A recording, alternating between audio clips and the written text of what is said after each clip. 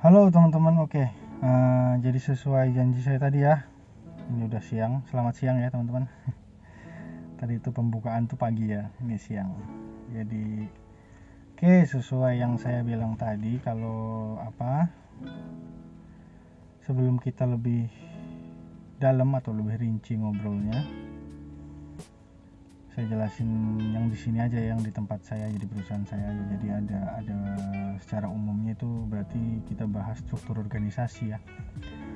Untuk struktur organisasi yang ada di di perusahaan saya, tempat saya kerja ini, itu ada kurang lebih ada 11 teman-teman. Secara departemennya ya, ada 11 departemen. Yang pertama itu penanggung jawab operasional kalau di tempat saya. Banyak juga sebenarnya, ada KTT, ada PM kalau nggak salah, ada ya, intinya itu penanggung jawab operasional. Itu kalau di tempat saya itu yang tertinggi jabatannya. Beliau ini bertanggung jawab untuk istilahnya semua departemen terkait, semuanya yang ada itu laporannya ke beliau, ACC-nya juga dari beliau, dari si PJO ini ya, singkatannya PJO, termasuk planning, laporan produksi, laporan view, semuanya pokoknya ke beliau, untuk nanti langsung diteruskan ke HO atau head office ya, ke pusat, kantor pusatnya. Kemudian departemen selanjutnya, jadi itu di paling tingginya ada penanggung jawab operasional itu ya, di bawahnya itu rata semua tuh, 10 departemen itu rata. Selain di atasnya PJO, turun di bawah rata itu ada 10 kurang lebih. Yang pertama ada operation, departemen operation atau produksi. Itu kalau di tempat saya itu meliputi tiga responsibilities, maksudnya tiga posisi. Yang paling atas itu namanya departemen head atau kepala departemen, bawahnya ada supervisor, bawahnya lagi ada foreman atau pengawas ya. Nah itu, terus bawahnya lagi nanti ada baru karyawan-karyawan yang lain. Nah untuk departemen head ini, kepala departemen ini, dia bertanggung jawab sebagai bertanggung jawab atas supervisornya begitu ya. Nah untuk supervisornya bertanggung jawab atas para pengawasnya atau foreman-nya. Nah setiap foreman ini dia ditanggung jawabi beberapa karyawan begitu teman-teman. Kalau di bagian operation ini berarti setiap pengawas ditanggung jawabi beberapa karyawan, seperti operator EXA, doser, dump truck, water truck, semuanya ya begitu ya, yang ikut beroperasi begitu. Kemudian departemen kedua ada engineering, sama juga seperti tadi, ada departemen head, supervisor, kemudian pengawas. Nah untuk sub departemen di engineering ini ada main plan, kemudian ada survei, kemudian ada kalau di tempat saya nih ya ada MCC, kemudian ada lagi di grid control. Nah tugasnya masing-masing itu. Jadi untuk departemen headnya ada 1 orang, supervisornya setiap sub tadi harusnya 1 ya, kemudian foreman-nya setiap sub biasanya ada 2 atau 3 orang untuk pengawasnya ya. Jadi si main plan ini bertugas sebagai planner atau perencana, dia merencanakan mau bagaimana produksinya dan sebagainya ya, secara umum itu yang saya tahu ya. Kemudian di bagian survei mereka nanti mapping area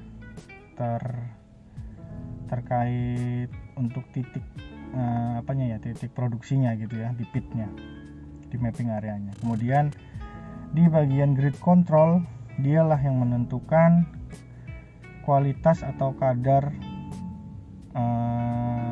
yang kita produksi. Nah kebetulan yang saya produksi, yang perusahaan tempat saya bekerja produksi ini adalah nikel, dan beda, setahu saya itu beda seperti batu bara ya. Kalau batu bara tuh setahu saya dia pitnya lebar, luas, satu tempat begitu, jadi luas sekali gitu ya. Nah kalau di nikel ini dia titik ke titik, jadi yang menentukan ini di bagian engineering nih. kita mau kupas di sini di daerah titik A semisal ya, ini karena kualitas nikel, kadar nikelnya bagus. Nah kalau yang jelek nggak dikupas begitu, jadi dia mencar-mencar begitu, pitnya banyak titik begitu. Oke, lanjut kita ke departemen ketiga, keempat ya, yaitu ada plan ya. Itu plan itu bagian mekanik teman-teman, jadi semua urusan tentang unit yang butuh diservis, kemudian perbaikan, perawatan gitu, itu masuknya ke plan atau ke mekanik begitu. Nah di plan itu juga ada, setahu saya nih ya, ada banyak, ada welder itu bagian lasnya, kemudian ada tire itu bagian bannya, bagian tire-nya ya, tireman. Kemudian ada elektrik, itu di bagian elektriknya si unit-unit ini ya. Kemudian ada mekanik, biasa itu di bagian mesin dan sebagainya, begitu teman-teman, itu setahu saya. Kemudian di departemen selanjutnya ada logistik teman-teman, ini kan departemen kelima berarti ya, kelima, 1, 2, 3 ya, kelima ya, itu logistik. Nah logistik ini berfungsi sebagai pemasok seluruh seluruh spare part, atau bahkan sampai pembelian barang-barang untuk sarana dan prasarana ya, semuanya di situ. Jadi ketika departemen butuh apa itu dia langsung ke logistik urusannya begitu teman-teman. Nah di logistik sendiri kalau di tempat saya itu ada banyak setahu saya nih ya yang posisi-posisinya ya. Selain yang tadi itu secara umum tadi itu ada departemen head, supervisor dan pengawas ya, itu secara umum semua departemen punya itu gitu. Kalau di logistik ini ada fuel, dia mengurus keluar masuknya fuel, dia bertanggung jawab untuk itu. Kemudian ada di storeman dan sebagainya, itu yang mengurus yang namanya barang-barang kebutuhan spare part dan sebagainya, kan pasti ada kode material dan sebagainya ya teman-teman. Jadi nggak asal langsung beli gitu, biar secara manajemen pemberkasannya gampang kan, harus pakai kode material, pakai ini itu gitu ya. Nah di situ tempatnya orang-orang logistik itu begitu setahu saya. Balik lagi, ini menurut saya dan setahu saya, karena ya gitu teman-teman, pengalaman saya sedikit, belum banyak. Kemudian di departemen selanjutnya ke-6 itu ada HRGA teman-teman. Nah HRGA ini kalau di tempat saya ini gabung ya, HR dan GA ya, karena menurut saya pribadi sih, saya setuju saja ketika HRGA itu digabung, karena memang tugas dan tanggung jawabnya itu saling membutuhkan satu sama lain ya. Intinya kalau di HR itu dia mengadakan atau proses rekrutmen karyawan ya, kebutuhan karyawan. Kemudian perusahaan kan butuh karyawan nih, nah itu HR semua. Perusahaan butuh kenaikan pangkat, HR yang ngurusin. Perusahaan butuh apa lagi, butuh si karyawan ini ada masalah, HR yang ngurusin. Si karyawan ini butuh pelatihan, HR yang ngurusin begitu. Jadi si orang ini gimana caranya bentuk manpower itu dari HR ya teman-teman. Kemudian GA-nya adalah segala urusan tentang fasilitasnya karyawan. Contoh mes, makan, kemudian kenyamanan. Di mes kan ada apa aja tuh, ada kasur, ada AC ya. Jadi GA ini kan sebenarnya general affair, itu artinya adalah bagian umum. Jadi termasuk di HRGA ini ada payroll, penggajian, kemudian ada absensi yang alfa dan sebagainya begitu ya, itu termasuk teman-teman. Lanjut ya, jadi di HRGA itu juga ada sama kayak tadi secara umum tadi ya, ada kepala departemennya, ada supervisornya, ada pengawasnya ya. Kalau di tempat saya itu pengawasnya dibagi-bagi, ada yang bagian administrasi, ada yang bagian lapangan, ada yang bagian build and maintenance, itu biasanya orang-orang teknik sipil yang bangun-bangun kebutuhan ini ya, kayak kemarin itu di video pertama tuh. Nah itu kan build and maintenance ya. Jadi karena operation buka pit baru, mereka butuh kamar mandi portable begitu ya. WC, toilet portable gitu. Jadi si build and maintenance ini langsung ke atas, dia bikin kamar mandi portable begitu teman-teman. Kemudian selanjutnya ada ini PDC ya, People Development Center. Itu di tempat saya dijadikan departemen sendiri walaupun masih di bawah naungan HRGA ya. Ya itu tadi itu Pak guru-guru atau guru-guru gitu ya. Jadi dia bagian pelatihan kalau ada yang mau si driver dump truck naik jadi ke ADT Artik gitu ya, itu langsung ke PDC. Atau ada siswa-siswa kayak kemarin itu magang ya, atau ada internship dari perusahaan sendiri, yaitu yang mengajari adalah PDC. Di situ kebagi dua, ada untuk OPD itu untuk operation, bagian unit pengoperasian unit ya, dan PPD itu bagian plan, jadi bagian mekaniknya begitu.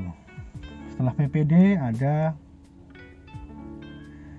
namanya apalagi yang belum, SHE ya, safety-nya, bagian safety-nya itu departemen sendiri juga. Ya safety-nya sama, secara umum sama lah ya, intinya untuk keselamatan dan kesehatan kerja serta lingkungan ya teman-teman. Itu kemudian dibagi sudah, safety sudah ya. Kemudian ada yang namanya apalagi teman-teman, finance ya, finance itu juga di bawah HRGA tapi departemen sendiri. Itu mengurusi segala tentang keuangan. Si logistik beli ini lapornya ke finance keluarin uangnya oke, ACC, barang dibeli logistik, nanti setelah barang sampai finance ACC lagi kalau barang sudah sampai, begitulah ya. Yaitu finance. Kemudian ada IT. Ya, seperti yang teman-teman tahu, kita di kantor kan karena di site itu jauh dari pemukiman. Jadi IT ini adalah fungsinya sebagai ya wifi dan sebagainya ya, pengoperasian, troubleshooting, terus penambahan bandwidth dan sebagainya begitu ya teman-teman. Setahu saya begitu.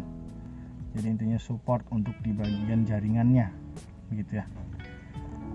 Nggak cuman melulu di wifi, di internet, ada juga di radio, itu masih di IT sebenarnya. Taruh teman-teman saya di sini di IT juga ngarap radio dia teman-teman. Nah begitu, karena di PIT itu kan butuh sekali komunikasi dua arah, apalagi bagi driver ya, itu wajib komunikasi dua arah. Gitu, IT sudah. Kemudian udah itu aja teman-teman, di tempat saya itu aja. Jadi kurang lebih seperti itu untuk struktur organisasi. Sudah 13 menit ya. Ini ngobrol terlalu panjang. Nah, kebetulan saya di kerjaan ini suruh nganter orang yang sedang sakit. Jadi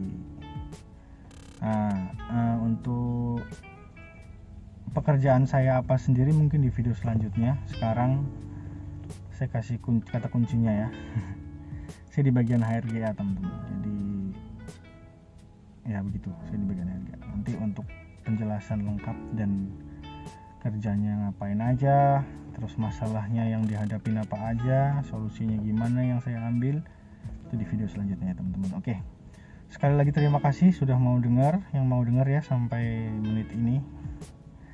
Saya cerita sana sini macam-macam ya. Kalau semoga video ini bermanfaat buat orang banyak, syukur-syukur ya. Jadi ya begitu, karena saya baru bisa latihan-latihan jadi apa adanya begini ya teman-teman ya untuk videonya. Oke, terima kasih teman-teman. Sampai jumpa di video selanjutnya. Bye.